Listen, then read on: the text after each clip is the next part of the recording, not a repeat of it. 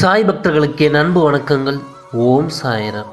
என் அன்பு குழந்தையே, தர்மத்தின்படி தூய வாழ்க்கை நடத்துவதால் தான் எனக்கு இத்தனை கஷ்டமும் சோதனையும் என்னை வந்து தாக்குகின்றன சாயப்பா என்று நீ என்னிடம் அடிக்கடி கேட்கின்றாய். என் அன்பு குழந்தையே, நீ தர்மத்தின்படி நீ வாழ்ந்தால் உனக்கு சோதனைகள் வருவது இயல்புதான். ஆனால் நல்லவர்கள் ஒரு நாளும் தோற்பதில்லை. என்னை நம்பியவர்களையும் நான் ஒரு நாளும் கைவிட்டதும் இல்லை. இந்த உலகத்தில் உன்னை சுற்றி இருக்கும் சக மனிதர்களை பற்றி உனக்கு எப்பொழுதுதான் புரிய போகிறது?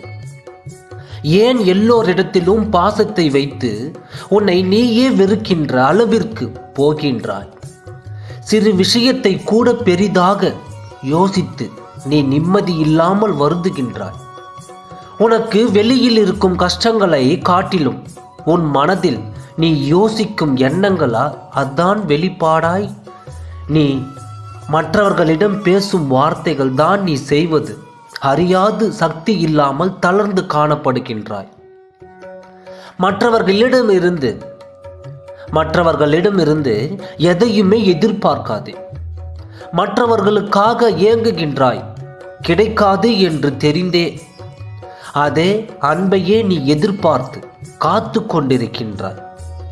உன்னோடு சுயமரியாதை அந்த இடத்தில் பொறிந்து போவது உன்னால் உணர முடியவில்லை. நீ நேர்மையாகத்தான் வாழ்கின்றாய்.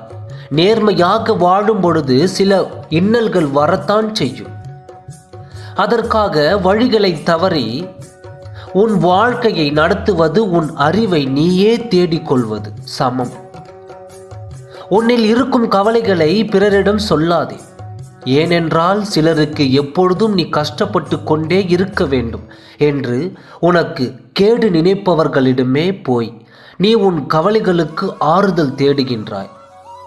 அப்பேற்பட்டவர்களோ உனக்கு முன்பாக உதடுகளில் வருத்தம் தெரிவித்து மனதளவில் நீ படும் துயரங்களை கண்டு மகிழ்கிறார்கள்.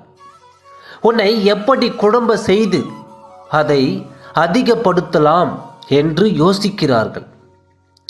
உன்மேல் உண்மையான அன்பும் அக்கறையும் கொண்டவர்கள் யார் என்பதை நீ புரிந்து கொள்ள வேண்டும். இதே மாதிரியான உறவுகள் எப்பொழுதும் உனக்கு ஆபத்தை தான் தரும். அதே சமயம் உன்னை சுற்றி உள்ளவர்களில் யார் நல்லவர்கள் என்று நினைத்து எல்லோரையும் சந்தேகம் படாதே. அன்பை புரிந்து கொள்ளும் நேரம் சூழ்நிலை நிச்சயம் வரும். எதற்காகவும் நீ விரக்தி அடையாதே. பயமின்றி உன்னுடைய இலக்குகளை நோக்கி போய்கொண்டு இரு. உன்னை சுற்றி உள்ளவர்கள் உன்னை காயப்படுத்தும் பொழுது சாயப்பா அந்த காயத்தை குணப்படுத்துவார். உன்னை சுற்றி உள்ளவர்கள் உன்னை அவமானப்படுத்தும் பொழுது சாயப்பா உன்னை அவர்கள் முன் பெரிதாக்குவார். அதாவது தலை நிமிர்ந்து வாழ வைப்பார். உன்னை சுற்றி உள்ளவர்கள் உன்னை மதிப்பீட்டு பார்க்கும் பொழுது சாயப்பா உன்னை நியாயப்படுத்துவார். உனக்கு தீமை செய்யும் நபர்களிடம் இருந்து விலகி இரு. என் அன்பு மகளே, உனக்கு தீமை செய்யும் நபர்களிடமிருந்து விலகி இரு.